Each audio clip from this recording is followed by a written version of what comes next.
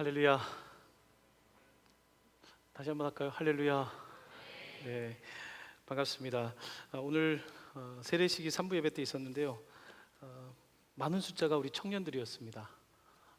제가 이제 문답을 개인적으로 1대1로 하게 되었는데 참 고마웠던 것은 청년들 가운데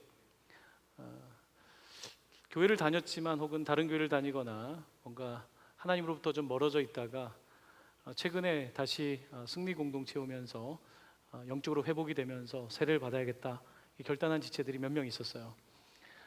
열매죠. 제가 이 말씀을 먼저 서두에 드리는 것은 오늘 추수감사 열매를 드리는 날인데 우리 예배 가운데 가장 최고의 열매는 한 사람의 영혼이 구원을 받는 거죠. 그런 일들이 특별히 승리 공동체 안에 있음을 여러분에게 제가 말씀을 드리고 여러분들이 함께 사랑하고 애쓰며 사역하는 그 열매가 얼마나 아름다운지 참 감사를 드립니다. 여러분들이 참 잘하고 계시고 애쓰고 있다는 생각을 하면서 감사를 드립니다. 오늘 추수감사주의를 맞이해서 저희들이 여러 가지를 생각하게 되는데 여러분 뭐 아까 들어보니까 여러 가지 행사들이 준비되어 있는데요. 감사한 것 많이 있죠. 오늘 위에 보니까 뭔가 시각적으로 저희들이 감사할 수 있는 것들이 참 많이 있습니다. 좀 탐나죠?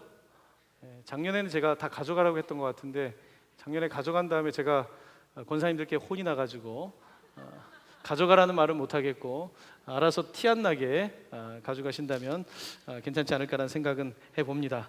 네.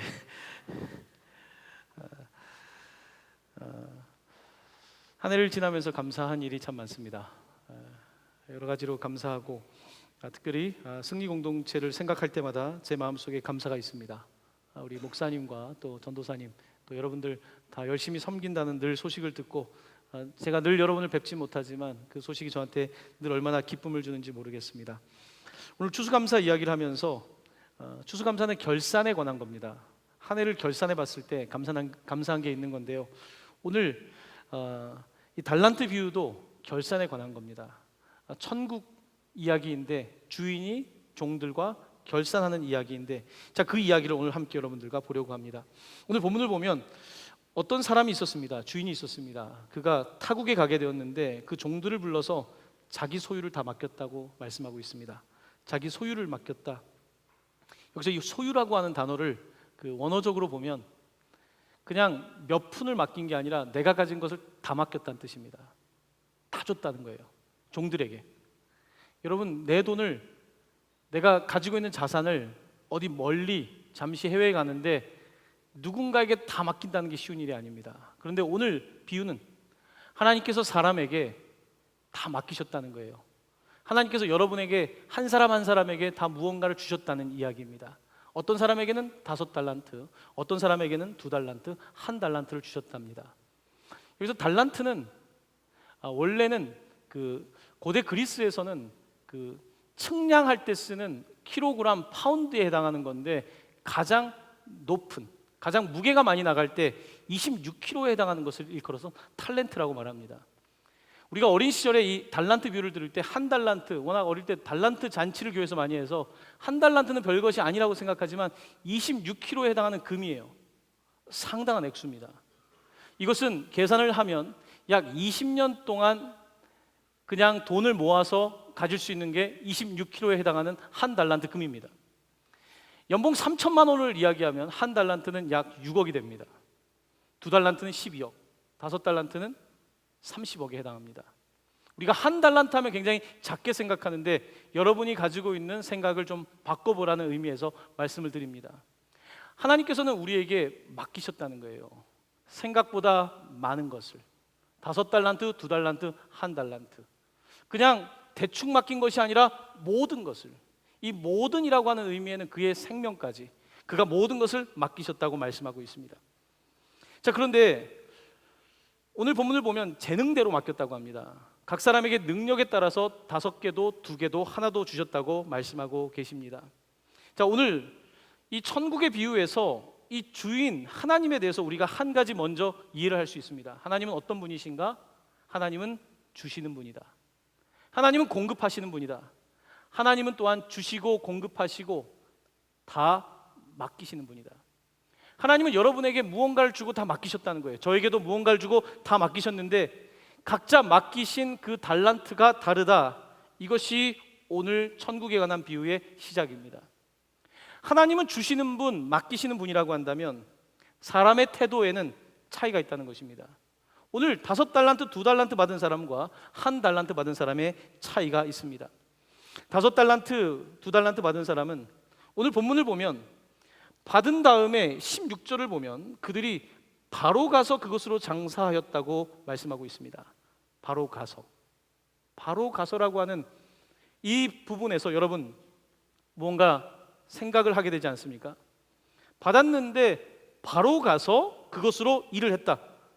그런데 1달란트 받은 사람은 뭐라고 기록되어 있냐면 가서 땅을 파고 그 주인의 돈을 감추어 두었다고 되어 있습니다. 여러분 지금 여러분이 자산이 별로 없겠지만 자산을 어떻게 모으십니까? 어디다 보관하십니까? 가장 안전한 자산은 뭡니까? 금? 네, 5kg짜리? 네, 뭐 여러분 없겠지만 저도 없지만 금으로 보관하는 게 뭐 가상화폐보다는 훨씬 더 안전하겠죠. 아니면 가장 좋은 1금융권에 넣어놓는다든지 혹은 가장 좋은 몫에 있는 부동산 자산을 갖든지. 자, 여기서 1달란트를 땅에 묻었다는 것은 가장 안전한 방법, 그 시대에 가장 안전한 방법으로 돈을 지켰다는 뜻입니다. 1달란트 받은 사람은 지키는 사람, 돈을 지키는 그런 사람이었던 것을 보게 됩니다. 반면에 5달란트, 2달란트 받은 사람은 이것을 지키는 것이 아니라 가서 열심히 일을 했다고 말씀하고 있습니다. 저는 어린 시절에 이 달란트 비유를 들을 때 늘 그런 생각이 들었어요. 나는 과연 몇 달란트 받은 사람일까? 5달란트, 2달란트, 1달란트. 여러분은 어떻게 생각하십니까? 몇 달란트쯤 받은 것 같습니까? 5, 2, 하나로 나눈다면 나는 5 받았다. 차마 손 못 들겠죠? 나는 그래도 한 2달란트 정도는 아닐까? 보통 그렇게 생각할 수 있을 것 같아요. 혹은 말하지 않지만 한 1달란트. 저는 어린 시절 1달란트 받은 사람이라고 생각을 했습니다. 이 달란트라는 뜻이 원래는 무게라고 하는 뜻이지만 26kg 정도의 무게를 뜻하지만 이것이 영미권으로 오게 되면 달란트는 하나의 재능을 뜻하는 단어입니다. 이게 우리나라 말로도 이제는 고유명사가 돼서 달란트 하면 재능을 뜻하는 거예요. 저는 어릴 때 저한테 별로 재능이 없다고 생각했어요. 저한테 별로 탤런트가 없다고 정말 생각했어요. 저는 이게 손으로 하는 걸 잘 못합니다. 수업 시간에 피리를 배우면요 제일 못 불었어요. 꼭 템포가 늦어요. 네. 저는 음악에 대해서 그렇게 자신이 없었습니다. 그림 시간이, 미술 시간이 저는 좋지 않았어요. 그림을 그리면 요즘은 아이들이 그린 그림을 거의 다 붙여주죠, 뒤에다가. 제가 학교 다닐 때는 잘 그린 그림만 붙여줬어요. 제 그림은 붙은 적이 없어요. 저는 그림 시간이 싫었어요. 한 번은 소원이 있었어요. 나도 한번 아이들 뒤에 있는 그 초록색 부직포 있죠, 거기에 내 그림이 붙기를 원했어요. 저희 누나는 그림을 좀 그렸습니다. 저희 누나가 그리는 걸 봤어요. 나도 저렇게 똑같이 그리면 붙을 줄 알고 누나한테 좀 도움을 요청하고 해서 그림을 그렸는데 정말로 제 그림이 붙었어요. 인생에 딱 한 번 제 그림이 붙는 날이었습니다. 저는 운동신경이 그렇게 좋지 않습니다. 저는 운동을 좋아하지만 잘하진 않아요. 같이 편먹기 좋아하지 않은 1인입니다. 여러분, 달란트라고 하는 것은 특별히 한국에서 뭡니까? 눈에 띄는 게 달란트인 거예요. 여러분도 아마 그렇게 생각할 수 있을 것 같아요. 나는 뭐 앞에 나와서 노래를 하자니 별로 자신이 없고, 뭔가 아트를 하자니 아트도 그렇고 운동도 그렇고. 저는 그렇게 제가 달란트가 있다는 생각을 하지 않았습니다. 늘 달란트가 별로 없다고 생각했어요. 그래도 이제 공부는 꾸역꾸역 하면 되니까 제가 학교 다닐 때는 애들이 다 공부를 안 했어요. 별로 경쟁이 지금처럼 심하지 않았다는 겁니다. 그래서 그럭저럭 특히 계안동 정도에서는 어느 정도 공부를 할 수 있었습니다. 자, 그런데 저는 늘 저 자신에 대해서 그렇게 달란트가 많다고 생각을 한 적이 없어요. 늘 부족하다는 생각을 했습니다. 그럴 땐 저의 삶을 이제 돌아보게 되더라고요. 나는 달란트가 없는데 어떻게 지금 하나님의 일을 이렇게 할 수 있을까? 무엇이 내 삶을 이끌고 있을까? 돌아보니까 그렇더라고요. 내가 달란트가 많은 것이 아니라 그 달란트를 가지고 꾸준히 했더라고요. 저는 그 사실을 요즘 저 자신을 보면서 발견하게 됐어요. 내가 많은 달란트를 가지고 있는 것이 아니라 내가 가지고 있는 것을 가지고 나름대로 꾸준하게 했구나. 한 달란트를 땅에 묻고 싶을 때도 있었는데 그래도 어떻게든지 꾸역꾸역 하는 삶을 살았구나. 이제 그런 생각이 들기 시작했습니다. 여러분은 어떻습니까? 달란트가 있지만 묻어두고 있지 않습니까? 근데 한 달란트 가진 사람을 우리가 마음을 좀 이해해 볼 수 있을 것 같아요. 자, 오늘 이 자리에 여러 명이 있는데 3분의 1에게는 제가 5달란트를 주고 또 다른 3분의 1에게는 2달란트를 주고 나머지 3분의 1에게는 1달란트를 줬다고 해봅시다. 자, 이제 예배가 끝나고 다 각자 가서 장사를 하든지 뭘 해야 돼요. 1달란트 받은 사람, 5달란트 받은 사람이 있는데 어떻습니까? 마음이. 목사님은 날 인정하지 않는구나. 목사님은 쟤는 5달란트를 주는데 나는 1달란트를 주니까 나를 별로 인정하지 않는구나. 이런 생각이 들지 않겠습니까? 자존심이 상할 거예요. 5달란트, 2달란트 받은 사람은 나름대로 열심히 했는데 1달란트 받은 사람은 자존심이 상했어였을까요? 그는 그걸 묻어둡니다. 사실 우리의 삶을 보면 그럴 때가 많은 것 같아요. 내가 가지고 있는 것이 있음에도 불구하고 저 친구를 보기 때문에 그냥 묻어두는 거죠. 참 재미있는 사실은요, 오늘 이제 3부 예배 때 유치부 아이들이 와서 특송을 했어요. 특송을 했는데 여러분, 보통 유치원 때까지는 아이들이 다 자신감이 있어요. 유치원 때까지는 선생님이 물어보면 다 손을 들고 율동도 다 열심히 해요. 초등학교 가면 달라지기 시작해요. 이제 안 해요. 왜 안 할까요? 여러분, 발달 심리학에 의하면 초등학교 때부터 열등감이 생긴답니다. 요즘 애들은 더 빨리 생기겠죠. 초등학교쯤은 이미 열등감이 생겨요. 왜냐하면 한 반에서 공부할 때 100점을 받는 아이가 있고 많이 틀리는 아이가 있거든요.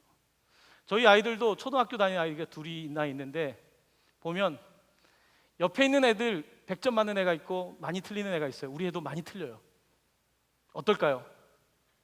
옆에 있는 애들, 특별히 우리 둘째 아들은 여자애들을 싫어해요. 공부를 너무 잘해, 여자애들이. 그리고 못됐어. 자기 여자가 싫답니다. 벌써 초등학교 때부터 이 잘하는 여자애들이 별로 마음에 안 드나 봐요. 초등학생 때부터 은근히 열등감을 갖게 되는 거예요. 미술 시간에, 음악 시간에, 체육 시간에, 수학 시간에. 어릴 때까지는 그렇게 자신감이 있었던 사람들이 점점 손이 올라가지 않습니다. 중고등학교를 가면 절대 손을 들지 않죠. 왜요? 나는 이미 1달란트라고 생각을 하는 거죠.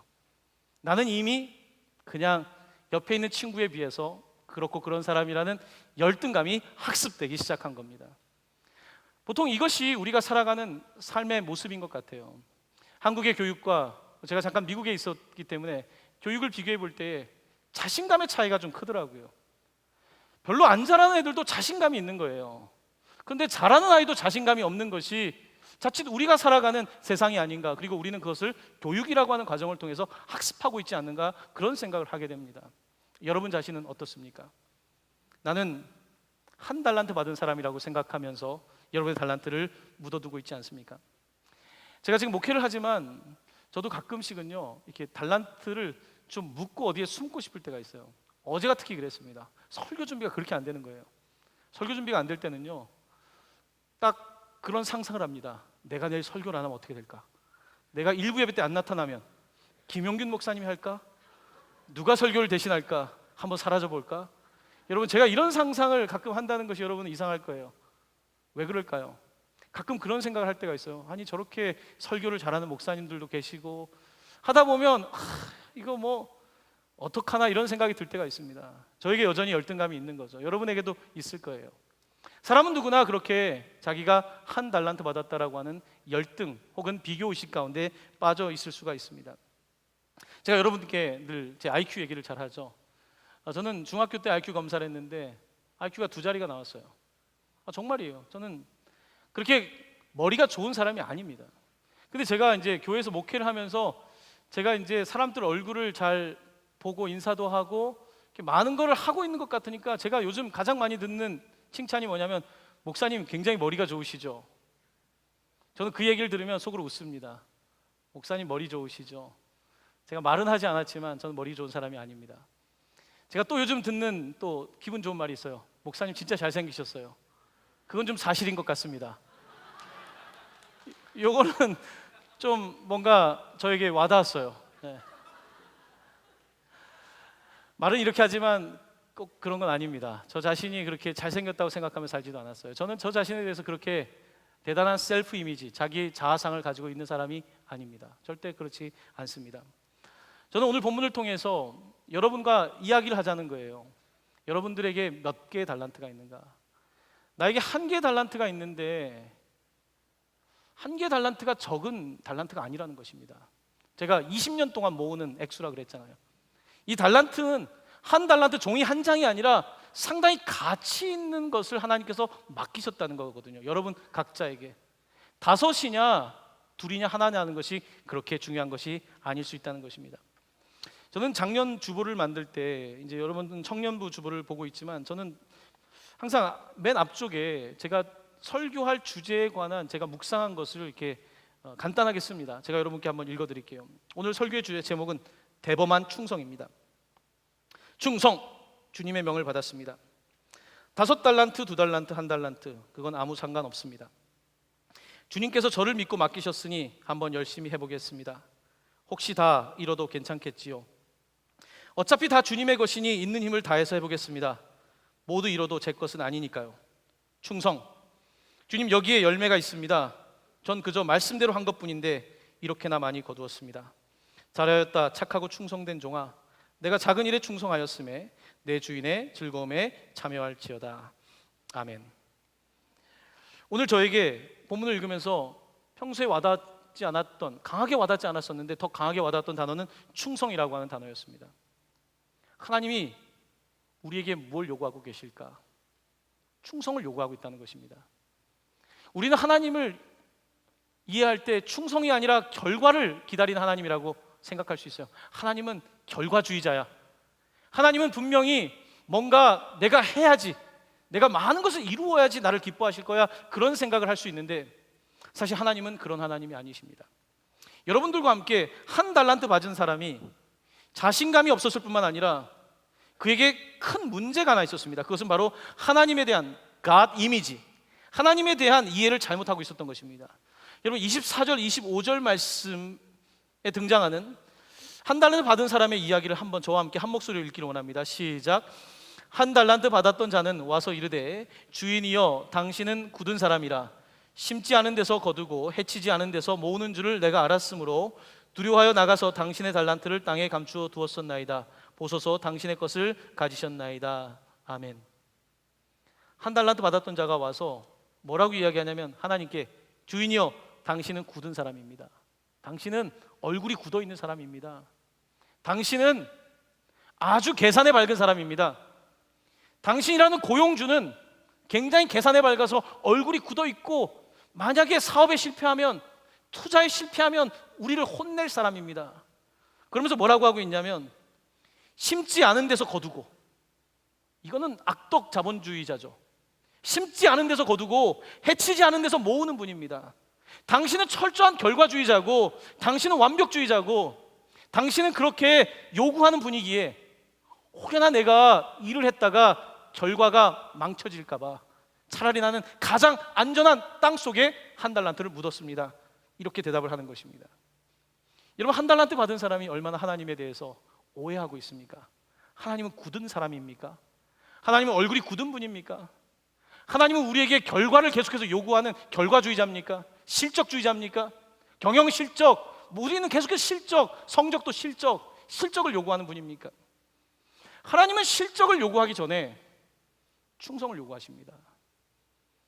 오늘 달란트 비유를 보면서 만약에 열심히 하다가 다 잃어버렸다면, 이 달란트를 다 잃어버렸다면 하나님께서 그 사람을 뭐라고 하시는 것이 아니라 충성했다면, 오늘 칭찬은 착하고 충성된 종아, faithful, 아주 충성스럽고, 이 단어는 믿음이라고도 번역할 수 있습니다. 아주 믿음직스러운 이 사람에 대하여 칭찬하고 있는 것입니다. 사랑하는 형제자매 여러분, 하나님은 오늘 우리에게 이 충성을 요구하십니다. 저는 많은 달란트를 가지고 있는 사람이 성공한다고 생각하지 않습니다.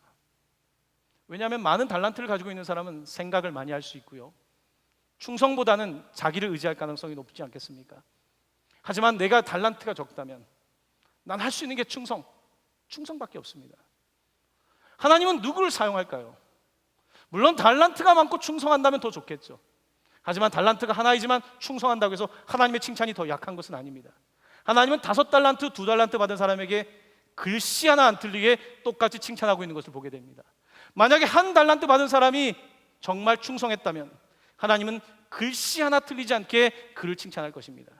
오늘 본문은 많은 사람들에게 공평하지 않은 하나님, 악덕 기업주 같은 우리 가운데에 계속해서 실적을 요구하는 하나님에 대한 잘못된 이미지를 가지고 있는 사람들에게 하나님은 그런 분이 아니라 우리를 믿고 다 맡기시는 분, 그 많은 달란트를 5달란트, 2달란트, 1달란트 다 맡기시는 분, 다 맡기시고 결산할 때에 얼마나 실적을 했느냐 보다는 착했는가, 충성했는가, 하나님의 것에 대해서 어떤 태도를 가졌는가를 가지고 평가하는 하나님의 모습을 보여주고 있는 것입니다. 사랑하는 형제자매 여러분, 어쩌면 여러분들은 내가 1달란트를 갖고 있다는 생각을 저와 같이 하며 살지 모르겠습니다. 어쩌면 자신감을 벌써 잃어버렸을지도 모르겠습니다. 자신감, 여러분 기억나지 않지만 동강 선교원 출신이 어제 세례를 한 명 받았거든요.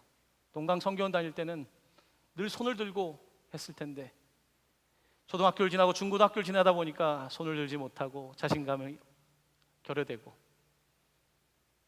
언제부터인가 하나님이 주신 달란트면 그냥 그거면 되는데 자꾸 다른 사람을 보면서 그렇게 여러분의 인생을 살고 있지 않습니까? 여러분, 믿음 생활하면서 우리에게 큰 도전은 우리가 A에서 시작할 때 G까지, 왠지 믿음은 그렇게 가야 될 것 같은 거예요. 왜냐하면 이미 5달란트 받은 사람은 저기 가 있는데 나는 시작도 못하고 있는 거죠. 여러분, 그때 우리에게 필요한 게 뭡니까? 1달란트 받은 사람에게 필요한 게 뭡니까? A에서부터 G까지 가기 전에 A에서부터 B 지점까지, 그리고 나면 B에서 C 지점까지. 하나님께서는 우리에게 그와 같은 믿음을 요구하고 계신데, 나는 나의 레이스를, 내 인생의 경주를 가면 되는데 옆에 있는 사람들이 5개에서 이미 10개가 돼버리니까 나는 이미 포기하고 마는, 그렇게 자신감을 잃어버리는 내가 될 수 있다는 것입니다. 그러면서 하나님을 이렇게 이해하고 있는 거죠. 하나님은 결산하시고 결과주의자라고. 하나님은 절대로 결과주의자 아닙니다. 우리가 이 땅 가운데 열심히 살다가 하나님 나라 갔을 때 다른 사람보다 별로 내세울 게 없을 때 하나님께서 우리가 가지고 있는 그런 결과를 가지고 계산하시는 분이 아니라 우리의 삶을 다 보시고, 아무개야, 너가 언제부터 언제까지 성실하게 살았던 것을 내가 알고 있다. 너의 충성스러웠던 삶을 내가 알고 있다. 하나님은 우리에게 그렇게 말씀하지 않으시겠습니까? 제가 미국에서 목회를 할 때요, 이제 교회 학교, 이제 주일학교 목회를 하는데 제가 정말 작은 개척교회 전도사였거든요. 제가 설교할 때 어떤 날은 1명이에요. 1명을 놓고 설교하는 거예요. 어제 설교한 게 아깝죠. 준비한 게 영어로 열심히 준비했는데 1명 놓고서 하면 내가 어제 몇 시간 공을 들였는데, 저는 1명, 2명을 놓고 설교할 때가 꽤 많았습니다. 그때 이런 생각이 사실 들었어요. 하나님, 저를 뭘로 보시고, 저 정도를 뭘로 보시고 이렇게 작은 교회에 1, 2명을 놓고 제가 주일학교를 해야 됩니까? 사실 그런 마음이 들 때가 있었습니다. 나는 달란트가 적은가? 이런 생각을 저하고 안 했겠습니까? 나라고 열등감 없겠습니까? 그런 날들이 있었습니다. 지금도 마찬가지입니다. 어떨 때는 그냥 묻어두고 싶고 도망가고 싶을 때가 있습니다. 여러분, 1달란트 받은 사람과 가장 유사한 사람을 성경에 찾으라면 저는 요나를 꼽겠습니다. 요나라고 하는 사람은 하나님께서 달란트를 주셨어요. 니느웨 성에 가서 복음을 전하라고 하는데 싫은 거예요. 너무 싫은 거예요. 그래서 배 밑에 들어갑니다. 마치 달란트를 땅에 묻은 것처럼 자기가 배 밑에 들어가서 잠을 청하고 맙니다. 하나님의 부르심에 충성스럽게 일하는 것이 아니라 나는 그냥 배 밑에 들어가겠다고 이렇게 살아가는 것이죠. 오늘 우리가 추수감사절을 맞이하며 우리가 좀 결산을 해볼 필요가 있습니다. 여러분, 내가 지금 결산하는데 올해 별로 원하는 곳에 취업을 하지 않았거나, 내가 생각한 학점을 얻지 못했거나, 혹은 내가 원하는 관계에서의 진보가 없었다고 할 때 그 결과를 가지고 평가하기보다는 여러분이 그것을 어떻게 했는지는 돌아봐야 합니다. 내가 충성스럽게 했는가? 충성스럽게 하지 않았다면 다시 돌아봐야 되는 거거든요. 혹 내가 지금 잘 안 하고 있는데, 잘 안 살고 있는데 혹시 잘 풀리고 있는 분들 계십니까? 그건 행운이 아니에요. 그건 위험한 거예요. 내가 지금 애쓰고 있고 주님 앞에서 일하고 있지 않은데 잘 풀리고 있다는 건요, 내가 누군가를 속이고 있거나 내가 정직하지 않게 뭔가를 얻고 있다는 거예요. 이것은 하나님 앞에서의 충성스러움이 아닙니다. 하나님은 우리에게 충성을 요구하고 있습니다. 이 충성이라고 하는 단어는 이 시대에 어울리지 않는 군대에서나 쓰는 용어 같지만 그렇지 않습니다. 이 단어는 정말로 좋은 단어입니다. 저는 이번 주 설교를 준비하면서 벤 칼슨이라고 하는 사람의 책을 읽게 되었습니다. 여러분, 벤 칼슨이라고 하는 사람이 Think Big이라고 하는 책을 썼고 그의 이야기가 영화로 되었는데요, 여러분에게 그의 이야기를 잠깐 해주려고 합니다. 제가 읽었던 책의 제목은 Take the Risk입니다. 이 Take the Risk라고 하는 책의 이 저자인 이 벤 칼슨, 그는 흑인 뉴로설전입니다. 이제 머리 중추신경계를 수술하는 사람입니다. 그는 흑인이라고 하는 것이 뭐 다 어려운 건 아니지만 그냥 보통 우리가 생각할 수 있는 가장 좋지 않은 상태의 인종차별을 경험했고, 그리고 어머니는 10대 때에 아이를 낳았고, 그리고 디트로이트 이너시티 가난한 동네에서 이 아이는 자라게 되었습니다. 그래도 이 벤 칼슨이 초등학교 5학년 때까지 학교에서 꼴찌였어요. 아이들이 수업 시간에 칼슨을 놀렸어요. 바보라고, 덤이라고 놀렸던 그 아이였습니다. 근데 어머니가 이제 신앙을 회복하게 되면서 어머니의 변화가 나타났어요. 어머니 소냐가 변화를 겪게 됐는데요, 어떤 일이 있었냐면 이 어머니는 초등학교 3학년밖에 안 나왔기 때문에 별로 기술이 없어요. 그래서 부잣집에 가서 청소해주고 허드렛 일을 하는 게 엄마의 직업이었습니다. 이 엄마가 이제 그런데 부잣집 잘 사는 사람들 집에 갔을 때 뭔가 발견한 게 있었어요. 그게 뭐였냐면 저녁 시간에 이 사람들이 퇴근하고 와서 그냥 TV를 보고 그냥 그렇게 시간을 보내는 게 아니라 독서를 하고 어떤 삶의 정리를 하고 정돈되어 있는 삶을 보게 된 거예요. 하지만 자기의 가정은 그렇지 않았거든요. 늘 TV가 켜져 있고 늘 집안이 정리되어 있지 않고, 그와 같은 자기의 가정과 이 부잣집이 비교가 된 거예요. 그래서 이 벤 칼슨의 어머니인 소냐는 이제 아들들에게 일주일에 책 2권씩 읽게 합니다. 책 2권을 읽고 북 리포트를 써야 돼요. 북 리포트를 쓰는데 엄마가 쓴 리포트를 못 읽는 거예요. 읽는 척을 하면서, 글씨를 아는 척을 하면서, 밑줄을 그면서 그렇게 엄마는 책을 읽습니다. 아이의 북 리포트를 읽습니다. 아이가 이제 5학년 때는 그렇게 바보였는데 매일 책을 매주 2권씩 읽다 보니까 이 아이가 7학년쯤 갔을 때는 바보가 아니었어요. 이 아이는 그동안 기회가 없었던 거예요. 공부를 하기 시작하는데 이 아이가 이제 1등이 되는 거예요. 그러면서 디트로이트 그 중앙에서 가장 SAT 스코어가 높은 그런 학생으로 졸업을 하게 되고 예일 대학에 풀 스칼러십을 받고 이제 입학을 하게 됩니다. 이 벤 칼슨은 그러고 나서 이제 예일 대학을 졸업하고 이제 뉴로설전이 되는데, 그가 유명해진 이야기는요, 그가 이 샴쌍둥이라 그러죠. 이 머리가 붙어 있는 이 아이들을 이제 그 분리하는 수술에 있어서 1987년도에 그가 전 세계적으로 유명한 닥터가 됩니다. 한번 사진을 좀 보여드릴게요. 벤 칼슨입니다. 지금은 이제 그 존스 홉킨스 대학을 이제 의과대학을 이제 리타이어를 했고, 그 다음 사진을 보여주시면 유명한 사진입니다. 이게 지금은 수술적으로 가능하지만 1980년대 이 수술은 굉장히 위험한 수술이었고 누구도 손을 대기 어려웠습니다. 근데 그에겐 똑똑함만 있었던 게 아니라 이 수술하는 사람들이 가장 뛰어난 손과 그 머리가 같이 빨리 움직이는 그 코디네이션이 굉장히 좋았던 이 벤 칼슨을 통해서 이 수술이 성공적으로 끝나게 됩니다. 그 다음 그림을 보여주시면 그는 어디를 가나 새로운 도전을 했던 사람인데 몇 년 전에 그 이란의 이 29살의 쌍둥이입니다. 한 사람은 로이어고 변호사고 한 명은 저널리스트입니다. 머리가 붙어 있지만 상당히 열심히 산 인생인 거죠.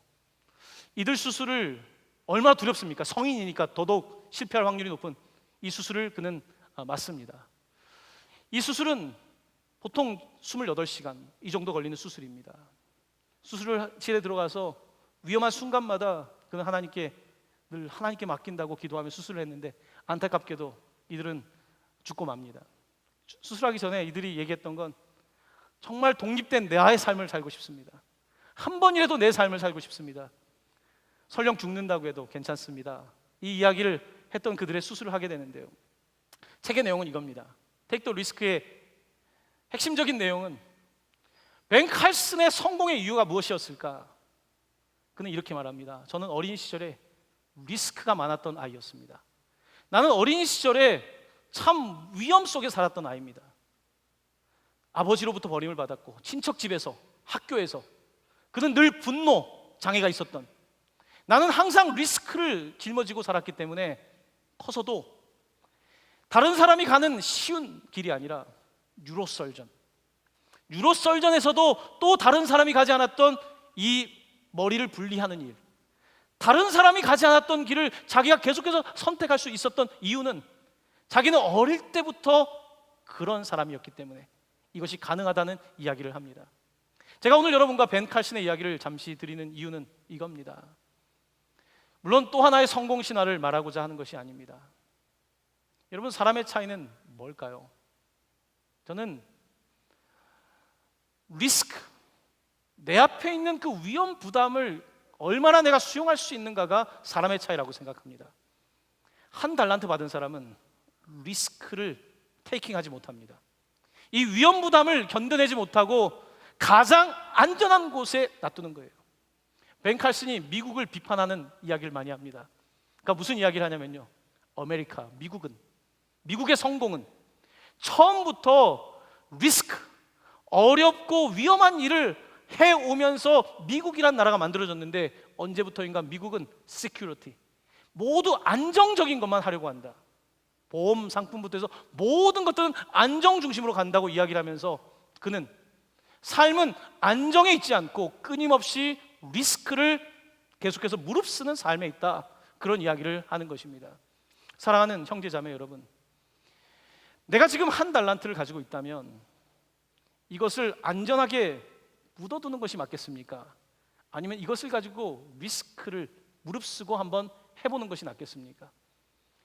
저도 제 인생 가운데 배운 게 있다면 리스크를 통해 배운 것 같아요. 제가 대학교 시절에 해외를 한 번도 안 나가보고 제가 6개월 동안 배낭여행을 할 때 얼마나 많은 리스크가 있었는지 아십니까? 저에게는 어마어마한 리스크가 있었어요. 그 여행은 저에게 몇 차례 목숨을 빼앗아갈 만한 그런 리스크가 있었습니다. 그런데 그때 멋모르고 겪었던 그 리스크가 저로 하여금 계속해서 또 다른 리스크를 감내할 수 있는 그런 근육을 만들고 있더라고요.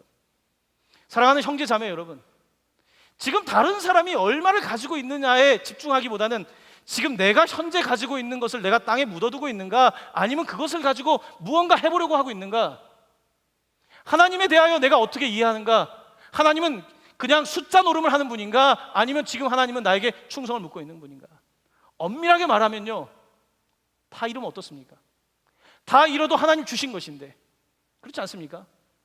지금 하나님이 나에게 맡기신 거라면 내가 그걸 잃는다고 해서 손해볼 게 뭐가 있습니까? 욥은 알몸에서 와서 알몸으로 갈 건데 라고 말합니다. 얼마 전에 여러분의 선배 가운데 그 회사를 제가 신방하게 되었습니다. 이분은 자수성가한 분이에요.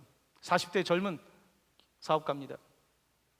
이제 신방을 가서 직원들도 있고 한데 예배를 드리는데, 목사님, 이 사무실은 제 게 아닙니다.